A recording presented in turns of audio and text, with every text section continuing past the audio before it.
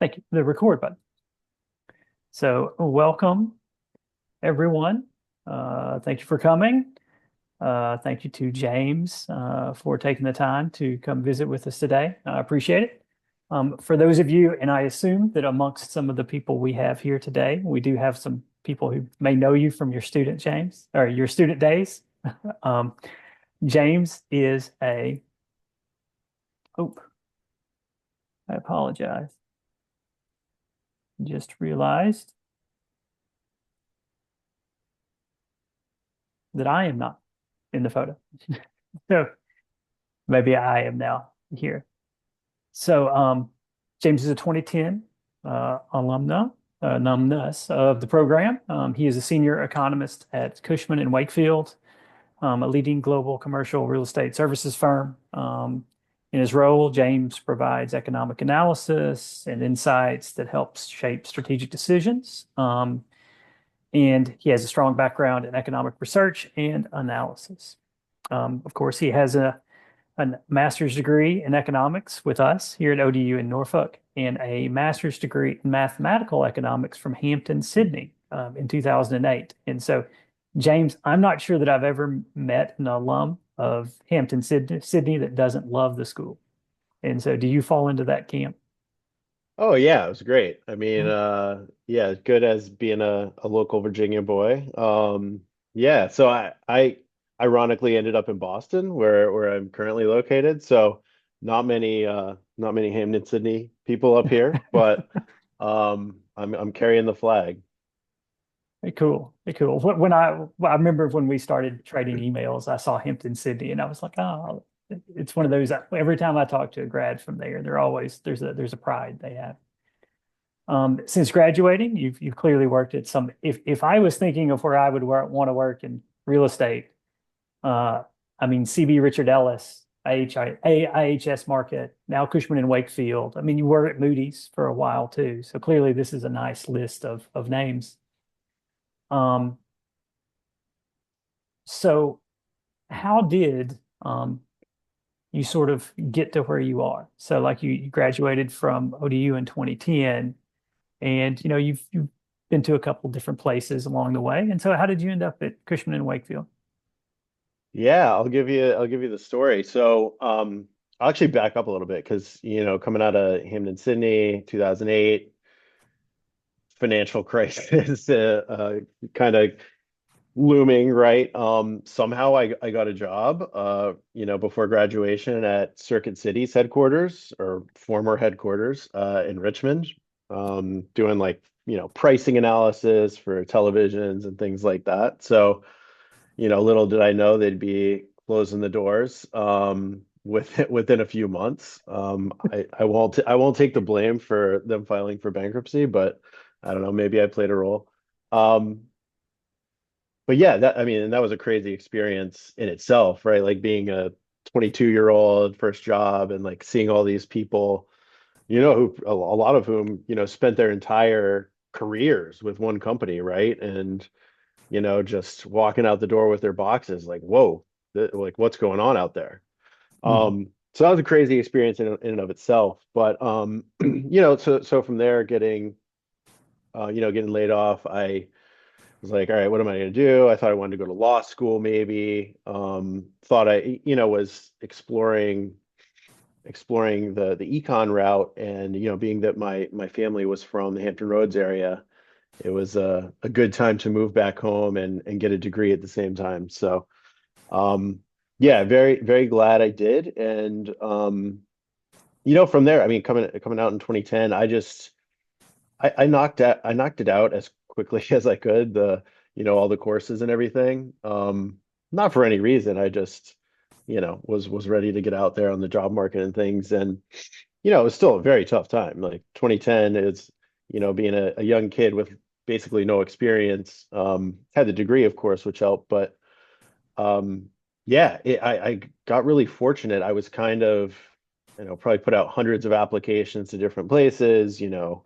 consulting, these kind of like forecasting shops and, just like the corporate world as well. But I think I didn't know what I wanted to do at all. I knew I obviously had the econ degree, and I know that can take you a lot of different places. So that was one of the benefits of it. But yeah, I got linked up through to Moody's Analytics or economy.com if Yeah. it's still economy.com, but owned by Moody's. Um, which I mean, it's just an incredible team of economists based in Westchester, Pennsylvania, started by Mark Zandi and some other folks, many years ago, where the focus was, regional economics. I think at one point they were called like regional financial advisors or something like Oh, that. yeah. So, yeah, you come in there and they have a lot of, junior entry level economists. They expect you to know something, but that, they teach you how to write, teach you how to Mhm. analyze local economies. I was very fortunate that, because of my interest in econometrics and, work that I'd done in school, that I got pulled into, some modeling projects and just a really interesting time, with coming out of the financial crisis with Dodd-Frank regulation. And so, a lot of the client base that I worked with were, large investment banks, insurance companies who are now having to stress test their balance sheets, right? For Right. to prevent future bailouts. And so it was just like kind of thrown into the fire. But yeah, it was really cool. I learned a lot of different things about how to apply what I learned. Cool. Cool. And so I will admit that I had kind of circulated some of the things I might speak with James about, but we've had an interesting last 3 or 4 days here, right? And so I don't want to put you on the spot necessarily, but do you think that some of the excitement in markets and some of the change with trade policy, do you think this will change the way you're looking at real estate over the sort of the near to medium term, or is it kind of a little more isolated? Oh gosh. Well, and, Yeah, and this if you has want, well, I been mean, this will come up again probably, no, but you, I'm you just can, trying to figure out where to start because I mean the last, so since, going back to the election, right, it was very divisive, obviously, so things can right. go a lot of different ways. And so, it was interesting to see coming out of the election, being a pretty decisive victory for the Republican, the Trump administration and throughout Congress. And so there was a lot of, optimism, not just in the broader stock market, but, in real estate as well, right? Because a lot of the activity feeds on animal spirits and, the hope Mhm. for tax policies, a lot of which Right. benefit real estate investors, right? And so um, we haven't quite actually gotten there yet. I think there still is, some optimism that the industry is recovering. I think for a lot of folks out there, and even when I'm talking with other macroeconomists, a lot is not understood about what commercial real estate is. I mean, everyone knows like the big office buildings, and I think that's what a lot of people associate with commercial real estate. But, in fact, there's, you know, billions of square feet of warehouse, manufacturing, retail, multifamily, even though that's kind of like a quasi residential real estate. But we focus on all that stuff. I mean, data centers, self-storage, senior housing. It's, anything that can be built and people Mhm. want to occupy for whatever reason, we cover that and we do business in those arenas. So you really have to, think about what's going on in the macro level and then kind of for each of these asset types, kind of think about, all right, what part of the policy or the Right. macro trends is most relevant for that. And so it's just a really interesting time. I mean, we're actually doing a webinar tomorrow. We normally put out like a big macro outlook report at the beginning of the year. Here's what our forecasts are.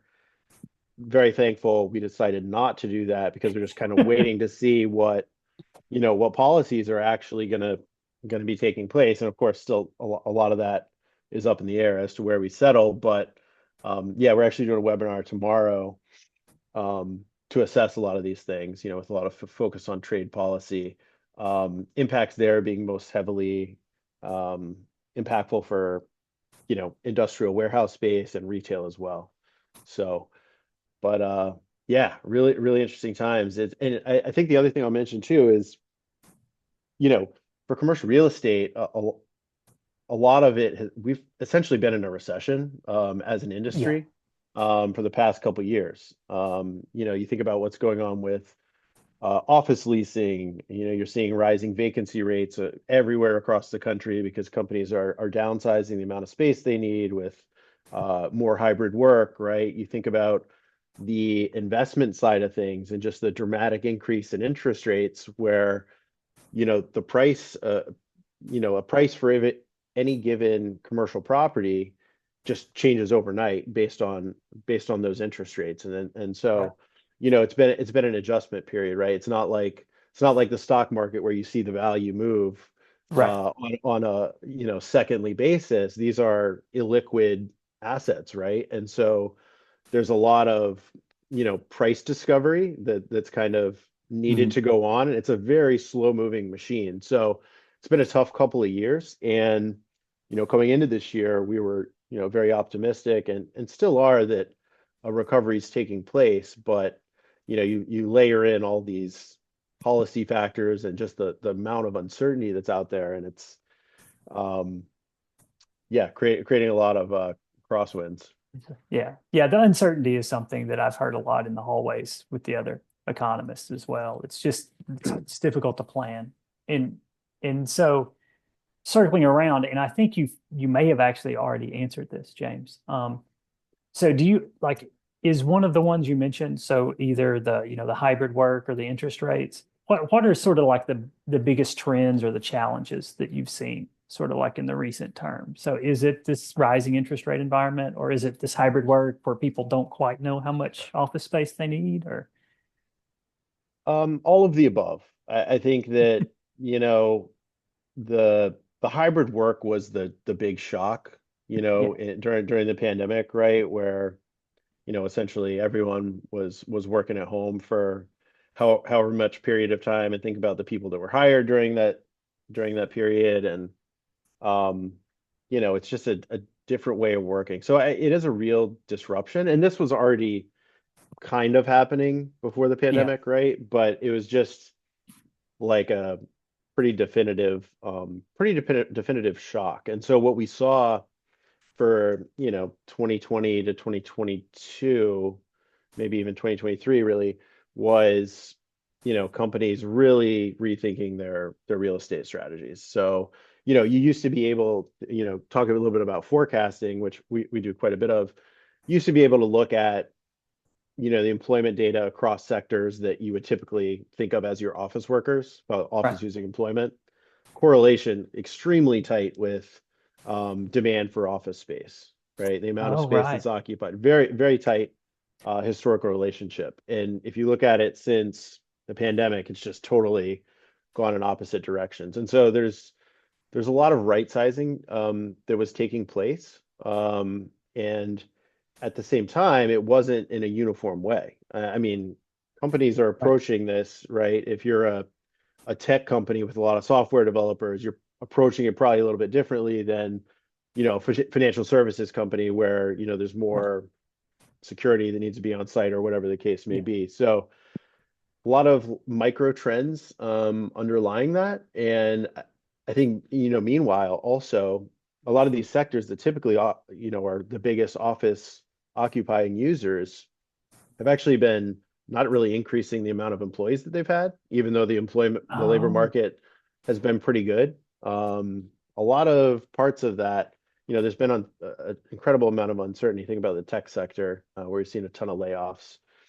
That's big for places like San Francisco and of Austin, course. Texas, and so on. So you've got this geographical situation. You've got the micro trends across different industries, and so it's yeah, there's some definite macro trends, but it's different kind of depending on where you go. And then if take another sector just to contrast a little bit, like the industrial sector, right, which what happened during the pandemic, everyone, couldn't really go out to stores, or even after the pandemic, a lot of people were hesitant to get back out there and go shopping and in malls or shopping centers, whatever.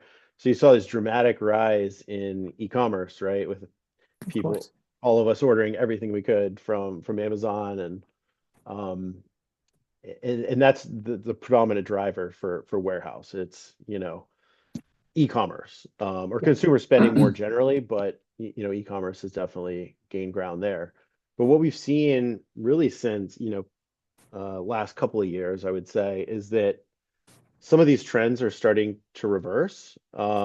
Maybe not fully, but if you look at e-commerce, for example, share of e-commerce sales versus total overall retail spending, um, it's basically back on exactly the trajectory that if you just drew a straight line prior to the pandemic, we would have been at. So Yeah. there's a lot of ups and downs along the way. And so, what we're seeing in the industrial market now is actually a lot of demand pullback. So you had a lot of like front loading where you just had the Amazons and Walmarts of the world going out and acquiring land, building warehouses, leasing space at an incredible rate during the pandemic. And now we're seeing that start to normalize, and kind of bit of the opposite in the office market.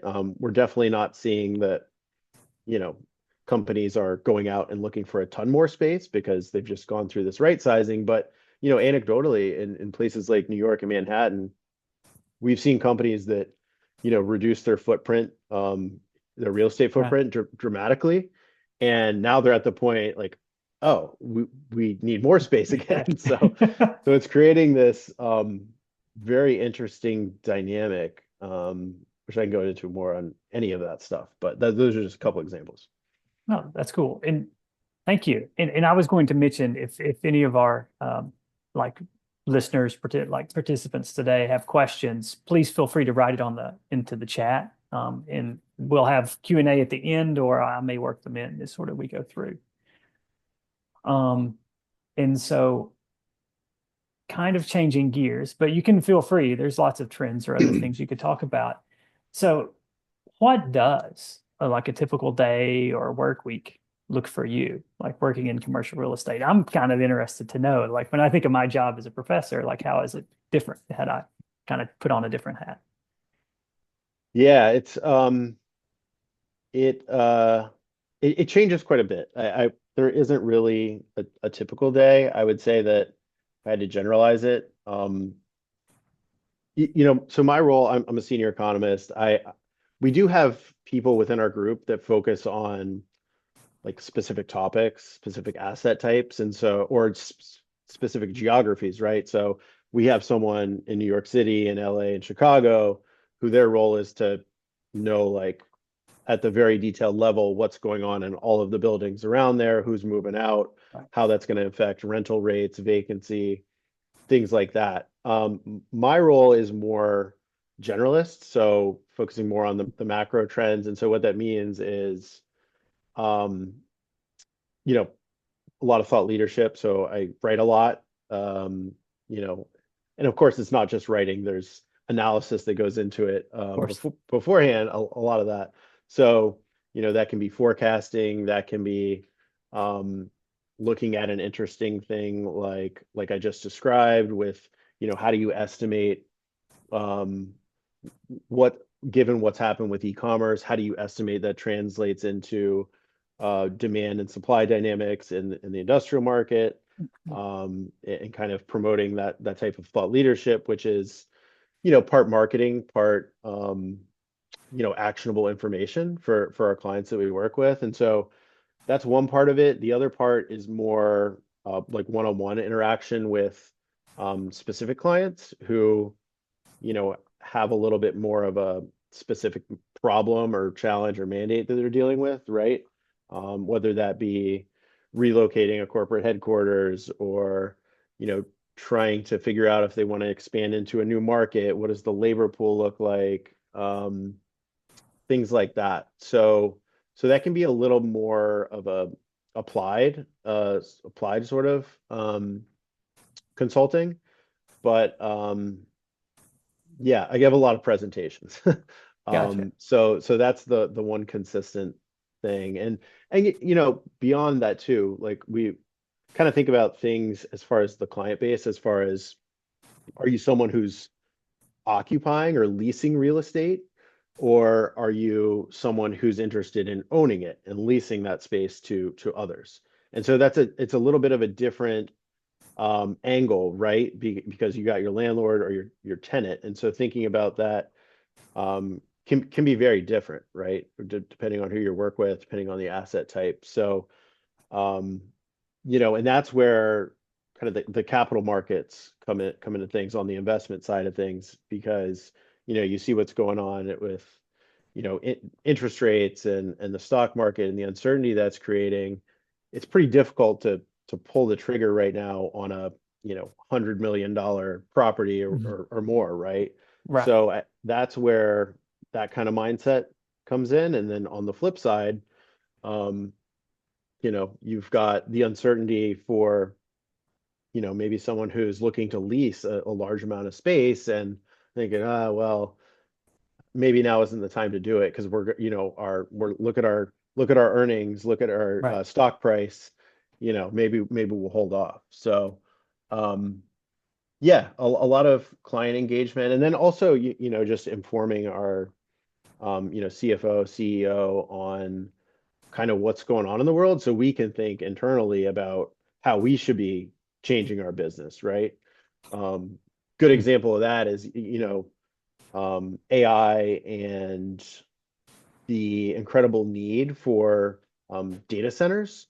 And so, being a real Right. estate company, that's something where we've had to, or we have made a large investment in just to, bulk up our capabilities there to adapt to a lot of these changing, macro trends.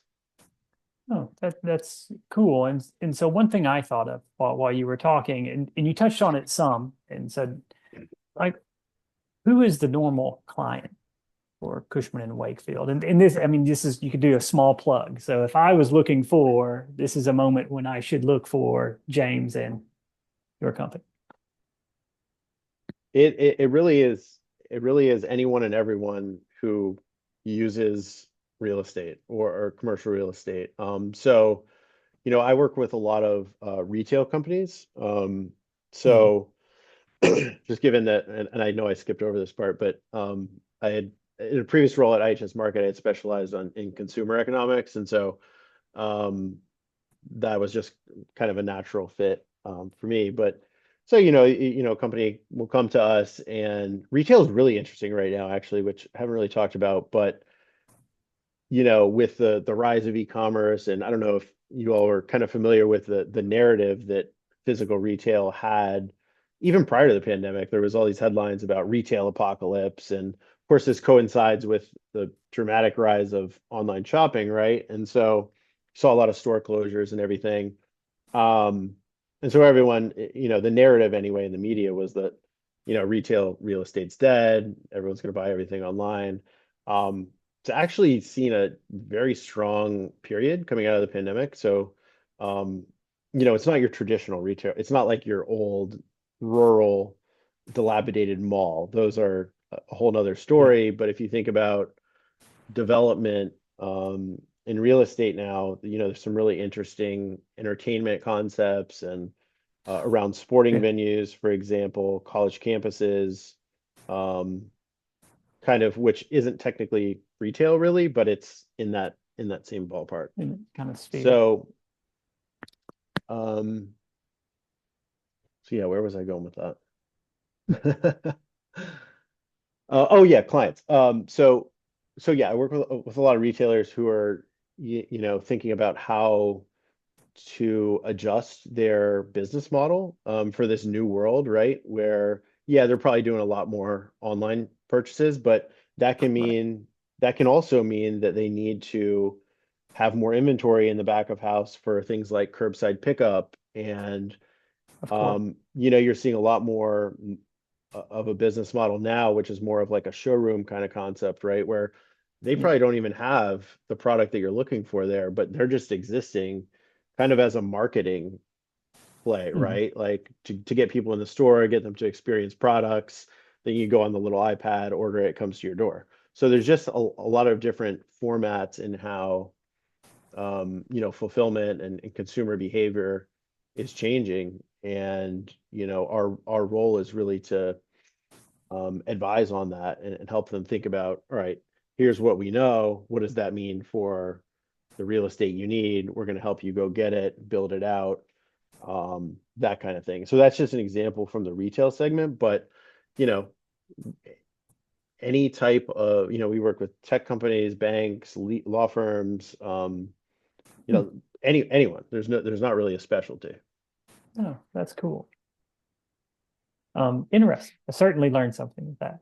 And so if you're thinking, and so like to bring it a little bit full circle, thinking back about ODU and maybe what happened in your coursework or some of those classes, were there some skills or experiences from the program that have been most valuable?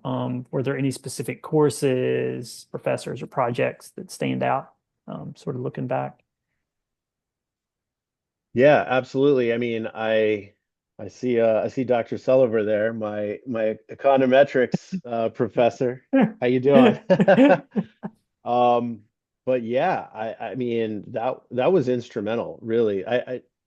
I didn't know I did take some undergrad econometrics, and I was a math econ major at Hampton-Sydney, so Mhm. I knew I didn't know how, but I figured just having a little bit of technical know-how would serve me well. And like I said at the beginning, when I went to Moody's, a lot of people like focus on a lot of regional economics and sort of softer analysis, but because I had econometrics experience, I got brought into this modeling team, and it was just like, these are like very accomplished, econometricians and things, and I get to learn from them. So it was just like really very happy that I did that, and I liked, you know, I'm trying to remember. I don't remember exactly what my project was. I think it was looking at like cross-country GDP and human capital or something like that. But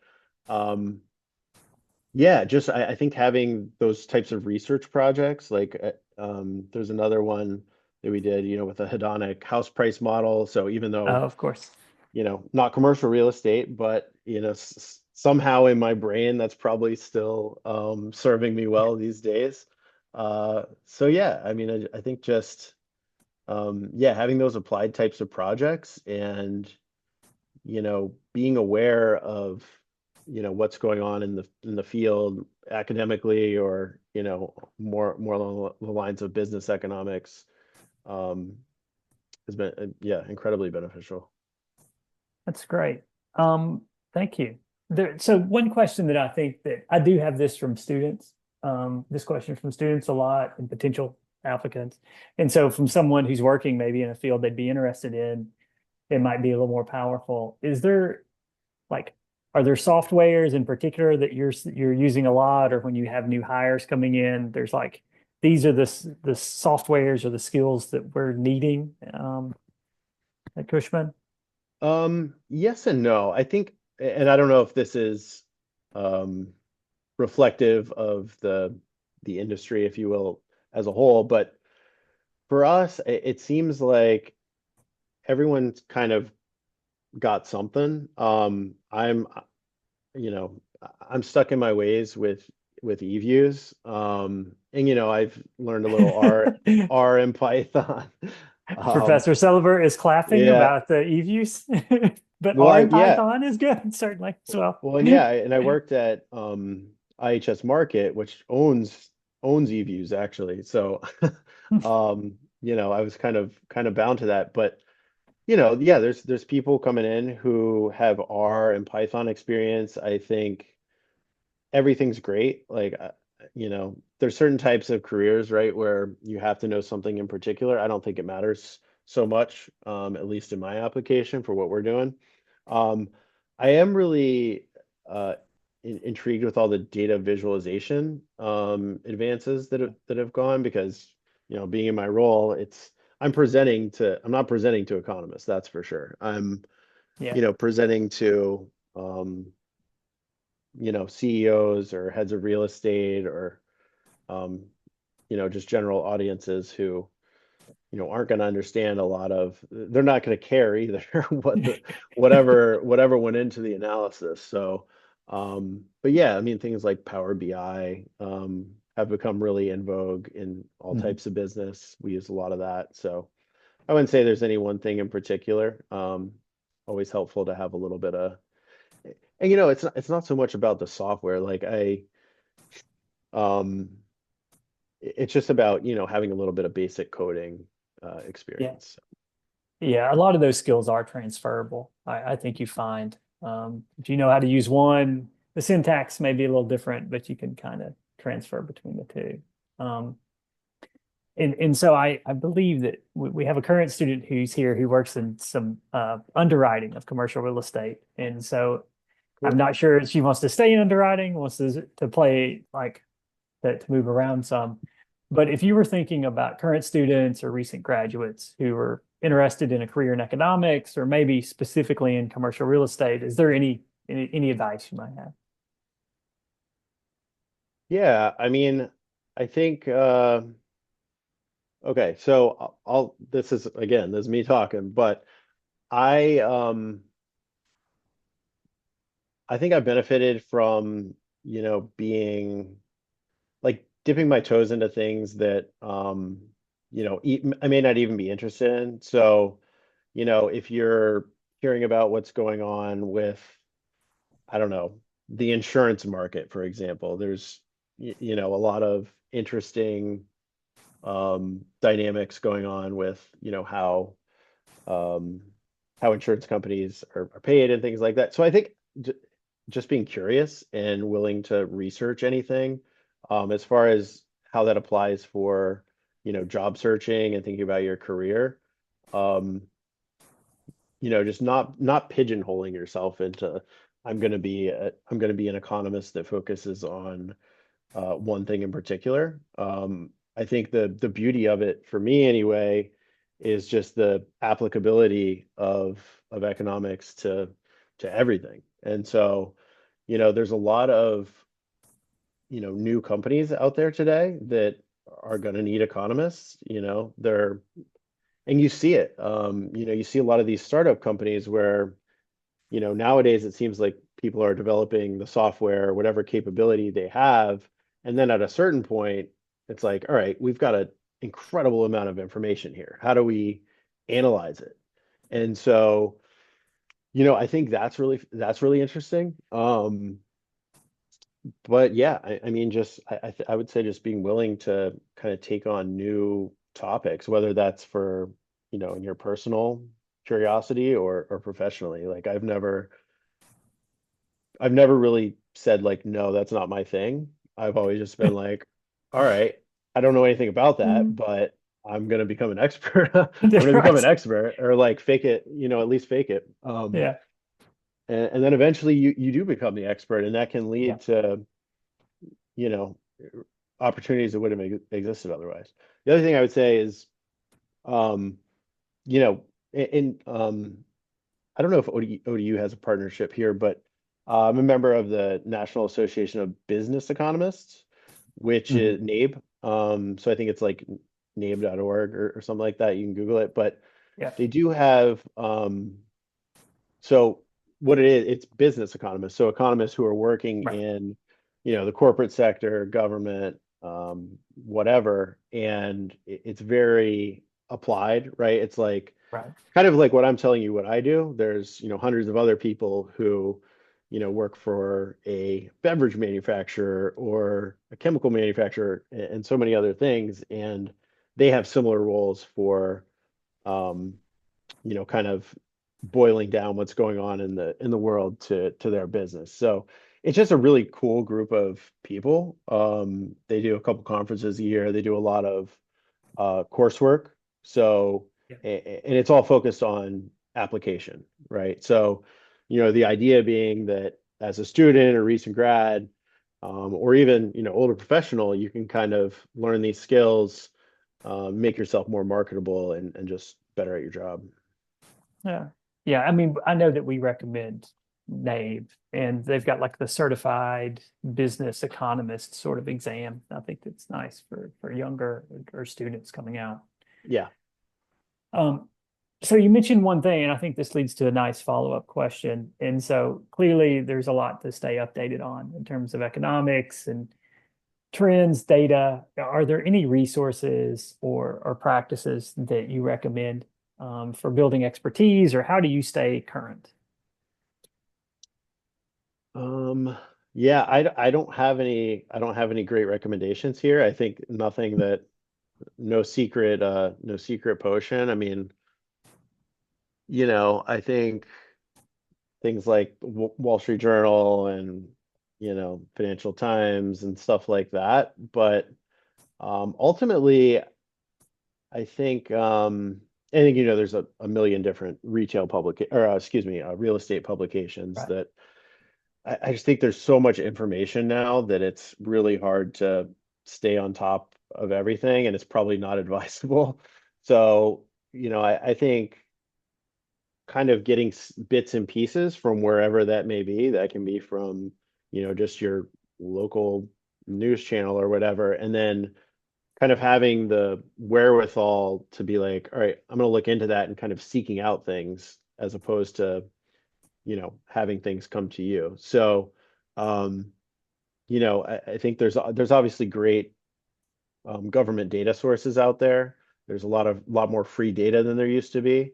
So, if I had the free time, what I would do is, you know, think about a topic and go try to find some data on that and try to find, who are the experts in this field? What are they talking about? How has Yeah. that changed? So kind of approaching it that way. So I try to keep keep the noise out more than more than anything because Um, it'll kill you. yes, yeah, it is really information overload. There's so much. Uh, and so a couple more questions, and then we'll see. And if anyone else has some things they came up with. So can you share an example of like maybe a project or an analysis for your work had an impact on a decision or income in terms of like a commercial real estate decision? Yeah, I can try. The interesting thing is, because in research, as an economist, we don't generate revenue. Like, so we're advisors. So a lot of times, I'll be with our salespeople, right, our brokers, who are trying to win business, and they'll bring me along to um, provide the big picture and some advice there. But oftentimes we don't see the end result. So, you don't really necessarily get the payoff. It's like, huh, I wonder what happened with that. Um, so it's a bit of a, you don't necessarily always have the satisfaction of like, oh, we won that, we accomplished that. Um, so that's just one thing I'll say. But yeah, I mean, there's been really high profile. I get excited by, going into like, um, whether it's BlackRock or some of these big real estate players, and just being in the room and hearing about, what they're doing. I mean, we're talking like billions of dollars on the line. They're, making big decisions on, you know, whether they want to reallocate their portfolio away from this hypothetical, away from, office buildings in downtown markets to multifamily and suburban markets or something like that. And so I think that gets me excited. It's there's little wins here or there, and you do hear about them, but I think it's the process more than the end result that I enjoy, because at the end of the day it's very competitive, and um, I kind of come to the acceptance that you're not necessarily gonna say like, oh, I did X, so Y. Right. Um, Correlation, not causation, right? So, um, So yeah, I mean, I can't think of a specific example right now. There are many, but I kind of, of the mindset like, do what you need to do and move on. Mhm. Yeah, that's great. I think it's very realistic. I don't know if I Yeah. have like great moments myself when I'm thinking of that, but I do. I can think of situations where I've sat at tables and informed, or I've participated in conversations where like people were making decisions, and I don't know that that always happens in life. Yeah. Um, and so the sort of just like to wrap up. So looking back, so you're 15 years in post ODU, more or less. Um, Wow. how has your perspective on economics evolved, since you finished the MA program? So like moving through your career, in what's something now, that you wished that you would have perhaps known when you were a student? Hmm. It's a good question. I think just understanding how valuable it is. I'm speaking now in retrospect, right? Like saying that I, went on this intentional path of, being a generalist or knowing a little bit about everything, but really I was just kind of like figuring it out as I went. That wasn't necessarily intentional. So I think, just being flexible and understanding, what the skill set is and being able to promote yourself and the value it can have, looking for opportunities because a lot of people aren't gonna just come to you, Right. they're not gonna say, "Oh, I need an economist." Like, but you do, they do, but they just don't know it. Mhm. So and that's kind of what I was getting at with a lot of these tech companies. It's like, yeah, you're like great product, great data, all that stuff. But like if you had an economist, you would, that just creates so many other opportunities for, revenue creation or whatever. So I think just understanding um, the value you can provide, which you got to connect the dots a little bit. It's going to be different in every situation. Um, where I mean, you see all types of companies have economists now, and you can work Yeah. at a law firm, you can, be in the corporate world, government, obviously. So I think recognizing, your skill set, your passion, and trying to create your own way, if you will. Mhm. Yeah, I think that's good. And so what one last thing I thought of. So you mentioned like a network. And so how important has that been trying to build a network as you move through your career? Is there anything that you would say is like a tip for building a network? Or is it just you get out there, work hard, try to do your best? No, I mean, I think there's always things you can do. Everyone's different. I wouldn't say I've been like a, intentional networker really, but things like NABE, finding That's right. things like that, going to, I know you guys do these um Outlook State of the Union type things. Right. I think the people that show up there are probably incredibly interesting. Um, so just kind of seeking out things locally. You know, LinkedIn, as silly as it is, I think is has become a very useful tool for just like, following people, seeing what they're talking about, and maybe you strike up a conversation or maybe not. But yeah, I think it's all of those things, but everyone's different. So Oh, that's great. Yeah, I admit that, I think I'm guilty of LinkedIn and the program is that's how, like we work to make some connections there.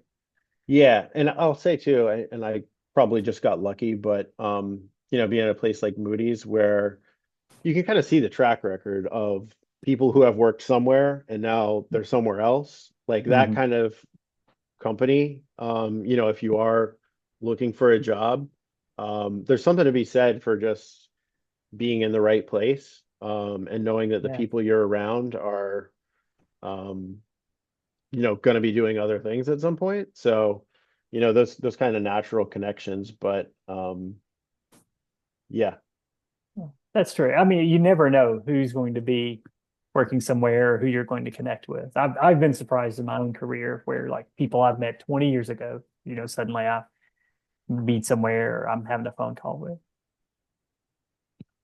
And so I'll give it a couple of minutes. I'm not sure if anyone is typing. And so if anyone has questions, please do submit those in the chat. But I can certainly say thank you, James. I really appreciate your taking the time to visit, and hopefully I wasn't too annoying with emails and being like, don't forget, and it's this day, that sort of Not stuff. at all. No, I need you to keep me on track because there's a lot going on. But yeah, no, I'm happy to be here and talk with you all. I miss it down there, but maybe I'll come Yeah. back for a basketball game next year. All right. So Jim Cook also has waved at you, I see. He okay. So I think you might be able to unmute now, Jim. Can you hear me? Yeah. Can you hear? Yes, Well, I have a question. of course. New York City has the congestion tax. How has that changed property values? Or how do you think it will? That's a really good question. Spreads to other areas, what's going to happen? Yeah, I mean, it hasn't yet, but I know that the numbers that you're seeing, like supposedly it's reducing congestion to some extent, right? And as you'd expect. So, I mean, theoretically, right, you'd expect that to hurt property values. I think it probably is offset, by just the larger factors with the amount of capital that's looking at real estate now, and particularly in the case of New York. New York's come back very, very strongly in the last, 6 months or so. So you've got foreign capital. The US is still viewed as the primo place to invest in commercial real estate. And when foreign capital comes in the United States, where do they want to go? They want to go to New York. They want to go to places like that. And so, yeah, all else equal, maybe it lowers property values a little bit, but I think there's so many other factors that it's not really going to be noticeable. I was going to say something else on that. Wouldn't it make many properties more valuable because people can actually get in and out, and so they're willing to pay higher rents, they're willing to locate there? Maybe. I mean, the thing is, New York, it's still gonna be New York. I think that, as far as people, commuting every day, maybe on the margin, they do it less. But um, I don't know. I'll have to think about that. I can't see it making it more valuable. Because if you look at one of the things that's about real estate that we've been looking at more, whether you're talking about office buildings or retail or whatever, is just that this divergence between, where people are, right? Which isn't a shocking thing to say, but the more foot traffic, um, busier neighborhoods tend to do better in terms of even their office leasing, the rents that landlords are able to get for those properties. Because I mean, workers want to be in vibrant areas. Yeah, of course, there's always going to be the hassle with commuting, but we've really seen that neighborhoods, blocks that have, good restaurants, accessibility to trains, things like that. Their values have done very well. So I think it's actually, a positive indicator that the more people are there, the better. Well, great question, Jim. President Emeritus Tim Yeah, Cook. it's a good question. We should look at that. Give me more work. So we did have another question come in while you were speaking with Jim, and so Chad coming to us from the Southwest, I believe, says he'd be curious on the commercial real estate side, which markets do you see as emerging, or which markets surprise you? when you're doing some analysis? Good question. Again, it'll depend on kind of what assets we're looking at, but generally what we've seen is right, the following the demographic, the migration patterns. So, places across the Southeast through Texas, Florida, those Sunbelt markets that, even before COVID, right, always had stronger demographics, but was just really propelled, during the pandemic. Again, partially related to being able to work hybridly, right, where, you're living in downtown Chicago in a smaller apartment. Maybe you're getting to that age you want to buy a home. People move south, they move further out from the city.